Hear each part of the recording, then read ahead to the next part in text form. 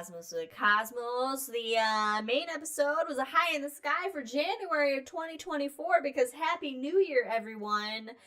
And so on this hangover, I thought we would begin by just doing a quick, we'll have our normal chit-chat shenanigans, but I thought we'd do a little 2023 in review. So the question is, how long into this review where we just go off the rails into the chit chat? Probably like the first the moment we talk about the trillion electron volts. Which is a lot. Okay. That's a lot of energy, by the way. Starting off, then James Webb Space Telescope. Everything it does is awesome. It launched, of course, in Christmas Day of 2022. Oh my And God. we watched it. We got up early and watched it. Did we go back to bed? Or did we just do Christmas at that point? I don't remember. On this Christmas, I remember I'm at my sister's house and my mom was over as well. My mom goes, "Yeah, the James Webb Space Telescope." And like, what the fuck? She goes, "Has been up for a year now." Like, oh, damn it! You can't just say that. That's like my mom. She's like talking to somebody and she'll make like an exaggerated. She'll be like, "Oh my God," and then it'll be like, "Oh, what happened?" And it was like nothing. It was just like an over. It was just. Nothing. Somebody got like an ingrown toenail. Yeah, it was like nothing. So, but yeah. So James Webb Space Telescope has been up for a year now, a little over a year now, and it has been phenomenal. It took a great picture of Uranus. It did. It was fucking amazing. Listen to the main show to get that reference. Yeah, so it's taken pictures of all of the outer gas giants, right? Yeah. Now? Yeah. Oh, Neptune's is so beautiful. Neptune, Jupiter's, Jupes. Yeah, So we're just missing Mars. The inner planets. But it's not going to get Mercury. No, it's too Too close. to the sun. Get blown out. Yeah. Yeah. Damn you, sun. Damn you, sun. Fucking hell. Fucking sun. Damn star. Star. I haven't eaten. And you guys boy. forced me to drink. So James Webb, I mean, I really should have put a little bit of like a little notes of like what it's done. But it's done a lot of things this past year. Yeah, it's done a lot of things this past year. It's taken some phenomenal pictures. There's some phenomenal science that's already come out of it. We've discovered, and in fact, I think I do have stuff in here that is from James Webb. But all right, here's a question. All right, Answer. So Hubble goes into orbit 92, 93? Sure. Something like that? Early 90s. All right, let's say 93. Okay. All right, 98, complete paradigm shift for the evolution of our universe with the discovery of dark energy. That was in 98? Oh. That was only in 98? 98. Yeah. That wasn't... Hubble discovered it. I guess that was a long time ago now. That is 5 years. 5 years before Hubble rewrites astronomy, physics books. How long until James Webb does the same thing? I mean, or does it not do it at all? I mean, it's already found like the oldest like galaxy, black hole. Right, but that's not quite rewriting. No, that's science true. as we understand That's it. true. No, yeah. It's like, this is neat. Things that we already know. That's true. It's like physics in the late 1800s. Yeah, we're just kind of categorizing everything now. Right. So there's a big difference between Planck and pre-Planck. So pre-Planck, and now we're just Max Planck. Max Planck. Everyone do a Planck. Everything is Newtonian. Remember when plonking was big? Everybody was plonking around, just on everything. Oh God, that's what we ought to call just it. Plonking. Plonking. But it's just like Mike writing math on the wall. He's plonking. I swear to God, he's plonking right now. Look at him go. Plonking. That magnificent bastard. This is the equation for plonking.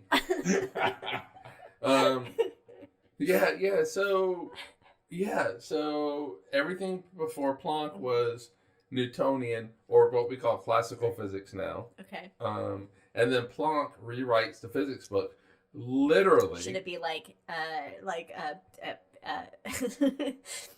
BPE and then PCE? Oh yeah, okay, got it. Before Planck era. Yeah. It's like, what the hell are you talking about? But then, so how long until James Webb does the same thing?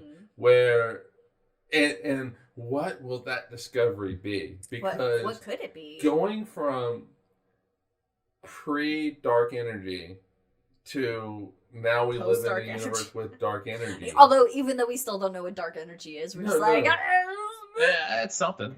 Something's there. So I don't think that James Webb is going to provide us with the answer to that, because I think that fundamentally is a physics question.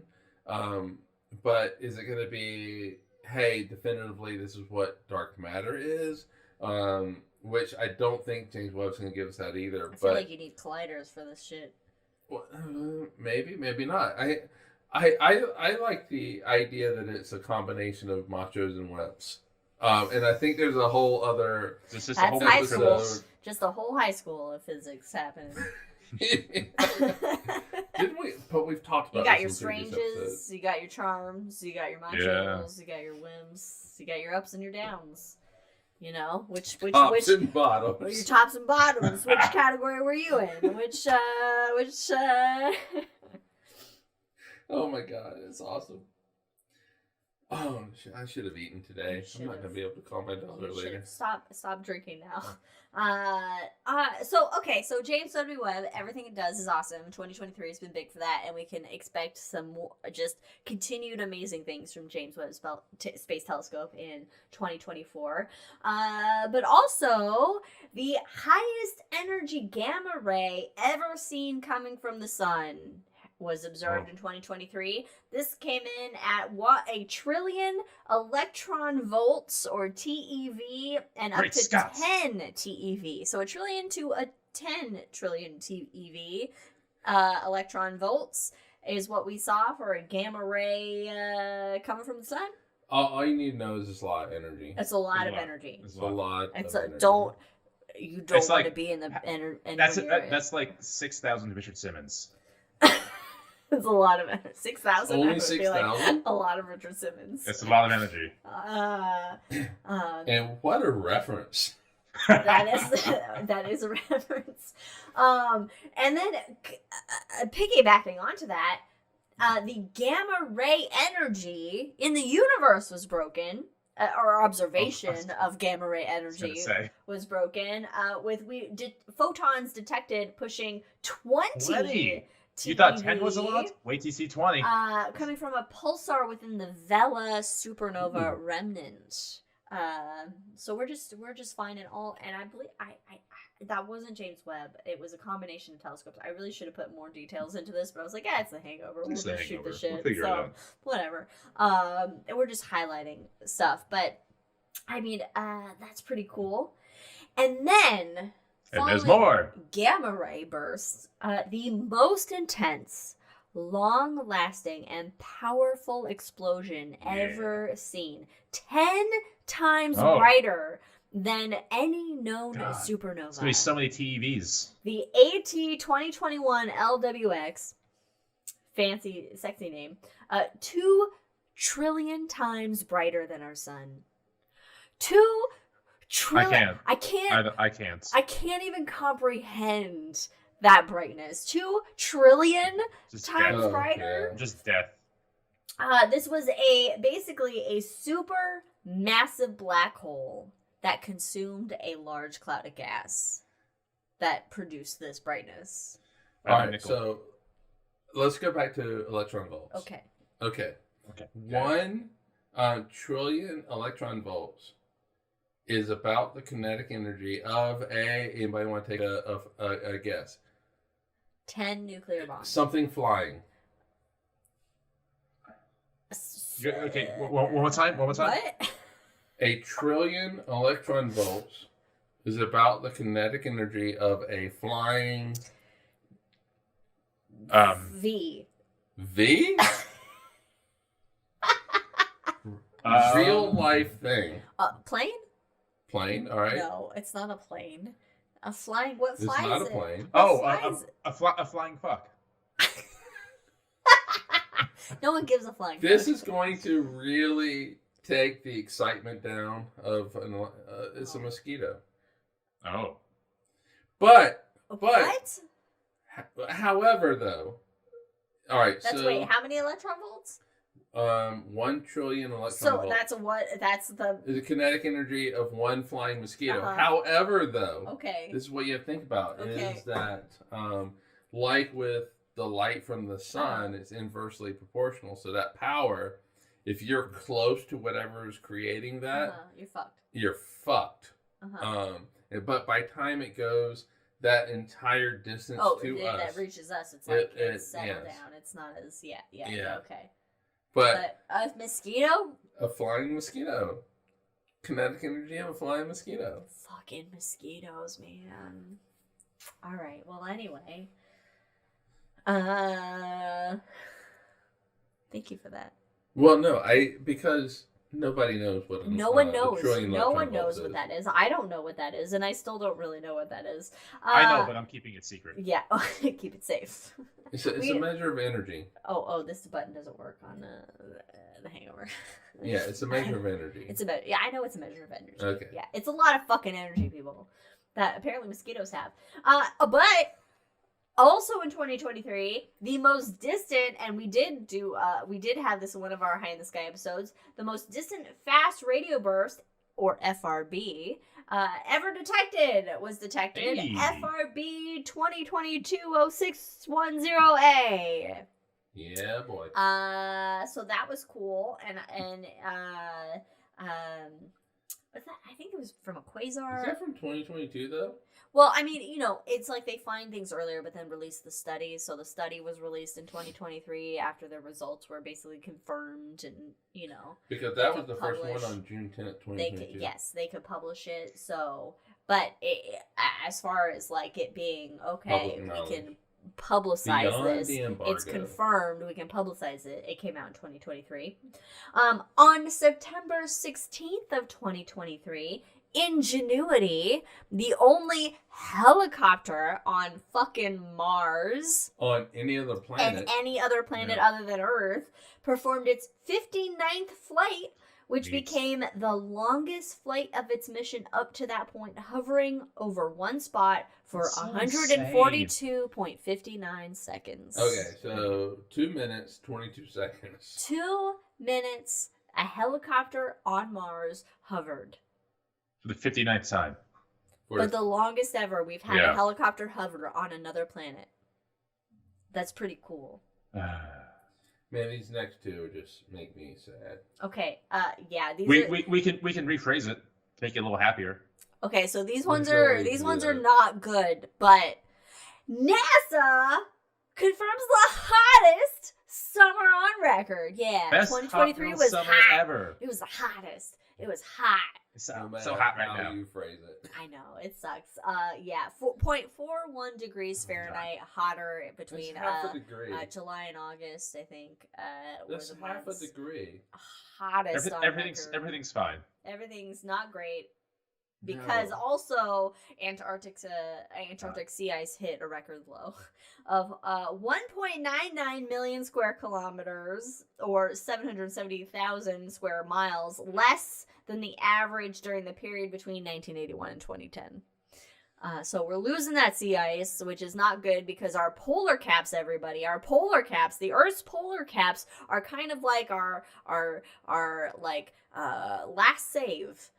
It's kind of like our Why don't we just drop a giant ice cube there? Call it a day. Yeah. Okay. It'll cool down the oceans. And there was that article recently about that huge fucking iceberg breaking off. Every few months we'll get one of those. It was like the largest iceberg in history is broken off. All of a sudden, it's the size of Texas. Like, fuck. Yeah. I mean, the good news, if there's any, to the iceberg things though breaking off, is that it doesn't contribute to sea level rise because it's already floating in the water, and so it's not. It's already done its contribution to sea level rise. But I mean, if we continue, we need our polar ice caps. Right, but if we continue down this line of just constantly pumping stuff into the air, we're just fucked. And sure, I don't have to so much worry about it because in 2 years I'll be dead. But Oh, I'm old. I'm old. Okay, let's not say 2 years. Did it on his Xbox. I'm sorry, already claimed. Already claimed. You know, in case I feel like playing in a different room. was a gift to you. So, but anyway, I mean, but future generations are going to have to worry about this. And what is it, like some young kids in California sued the government or California, they sued somebody over the whole, climate change. And California is actually a state that's trying. Yeah, they're trying. They're actually trying. But part of the problem is that, all right, so Al Gore... All the governments of the world need to actually try. Yeah, so in terms of government, Al Gore has been screaming this since the 80s. Yeah. Could have been from the 70s, but definitely from the 80s. We've known about global warming for a very fucking long time. But... we started it in the... But no, that was the first written thing about it was the 1800s. Really? Okay. Yeah. But because this country is stupid, that people saw Al Gore as a Democrat. We won't even get into the fact that he's from Tennessee and he's basically a blue dog Democrat. That type of thing. Is just boring you? But anyway. No, I got the yawns from the alcohol.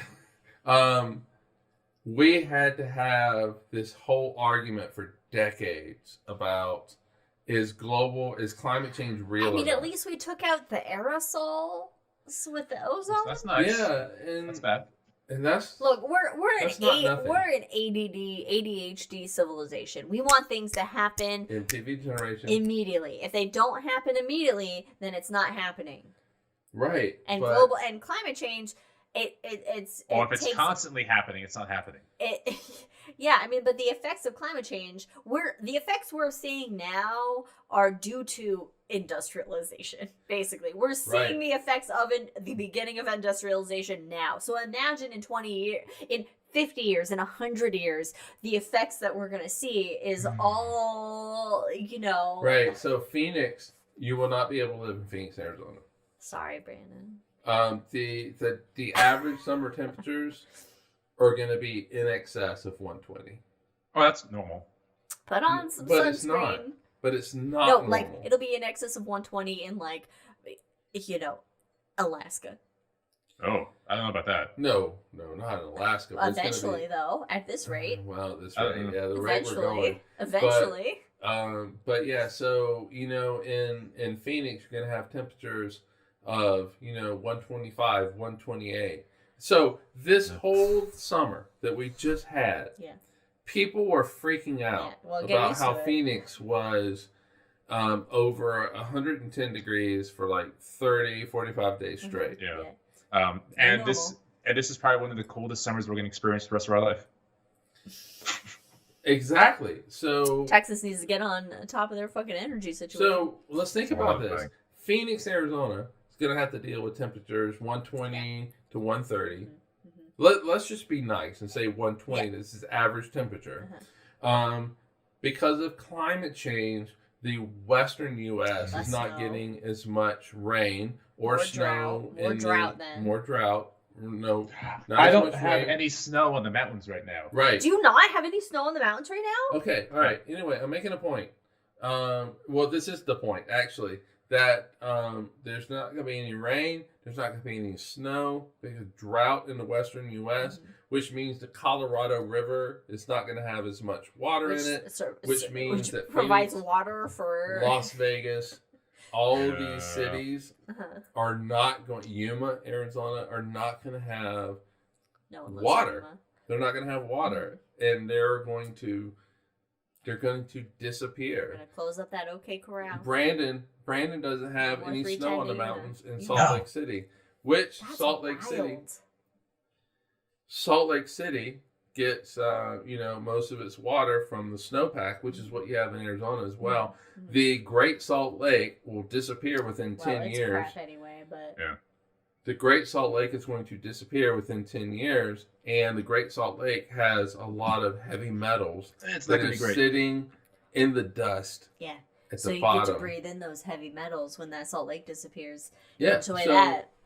I guess. Well, you know what? You talk and just pray on it, because you need something. Yeah, but if we hadn't spent decades fighting over whether or not it's real or not, because conservatives want to use just gas. welcome to humanity. This is just right. We've been shit throughout all of our existence. But it's such a stupid argument, because conservatives are making the argument because a liberal was the first to actually say something about it, and so they're like, no, it's not real. This is the shit that gets us in trouble all the time, and where it is because somebody of a different political persuasion says something. No. I think what the real root of the problem is the money that come from the lobbyists, from the corporations that are like the gas corporations and the ones that are making money off of the things that are causing global warming, because they don't give a shit, because they just want to get their 10th yacht. But for all you conservatives out there that probably aren't listening to this, but you guys that are like all about the Bible and think it's true, Bible, God said that you are in charge of the earth and you are the steward of the earth. You need to ask yourself, is what we're doing what God would want us to do for the earth? If we're supposed to take care of the earth and everything in it. Well, God's in charge of the weather, so clearly it's fine. God made the earth for us, so it'll be fine. God doesn't give a shit. Because there is no God.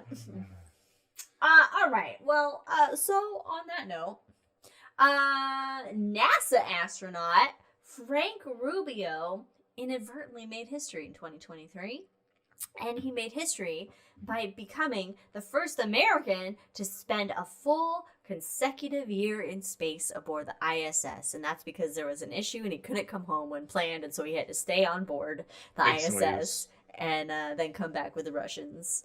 So he spent a full year in space. Would you enjoy, I'm asking both of you, a full year on the ISS? Could you handle it? Would you enjoy it? Would you like it? Would you want to do it? Not a whole year.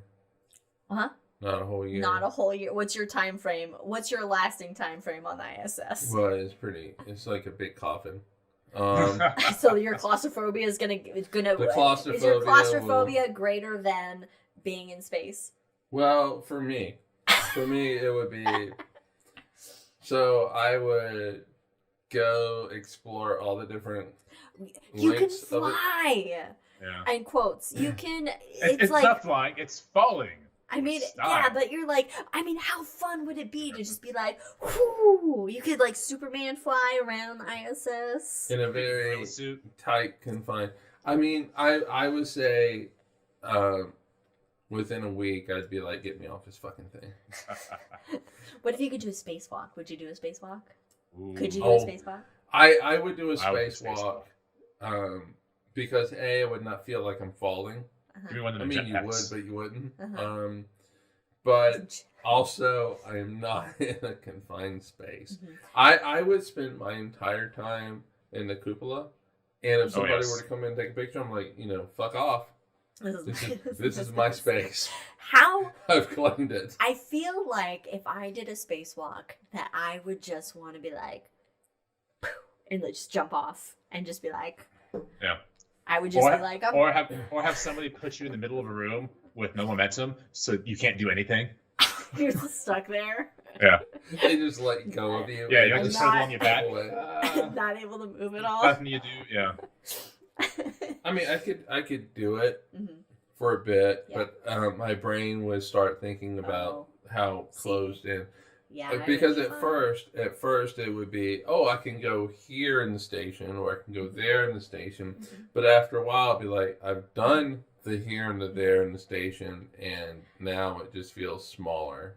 I think I might be over it as soon as I got my period. And then I'd be like, this is just a nightmare to deal with. Well, clearly you have astronauts that do deal with it. Yeah, but they haven't been up there for a year. What was they've been up there for more than a month. Yeah, and I'm sure it's a pain in the fucking ass to deal with. When I think it was when Sally Ride first went to space, They asked her how many tampons do you need? More or less than 300? Yeah, I mean it depends on. And it was like a week. It depends on the flow. You know, it can be different. It can alter month to month. And it's not like you can just call up Amazon and say, and order more. Yeah, no. Otherwise, you know what? There's just gonna be some blood droplets flying around. which isn't good for like the electronics computers and stuff. You know, just get. I'm sure. Do they have like a little vacuum up there? They just suck in some droplets of whatever this. Probably. Oh, that'd be fun. Get a little blood vacuum. Just. Wow. Anyway. This is true. I think it'd be fun.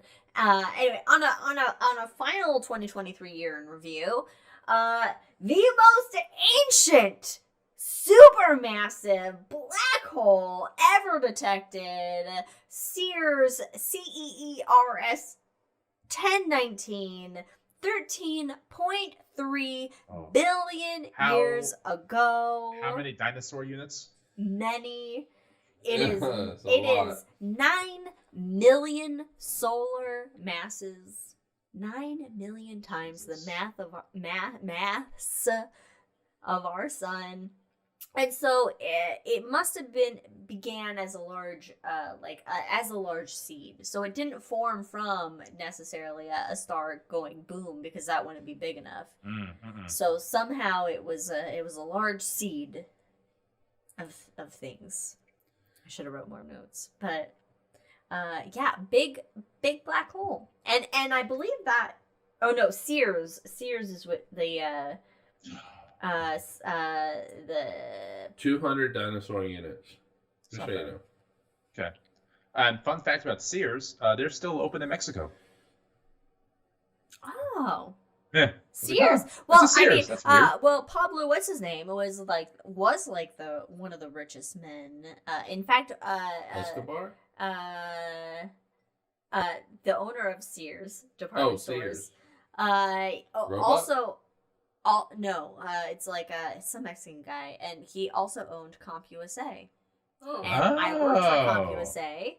And then decided to close all those stores. So there's the connection there. Is CompUSA was owned by the Sears guy, the guy who owns Sears, very wealthy man. But yeah. So I'm excited for what 2024 will bring, especially with James Webb Space Telescope and just I mean, yes, the science that's going to come with it, because there's going to be some amazing science, because that's its purpose up there, but also the images. I mean, space is gorgeous when we can see it properly, or how we choose to see it.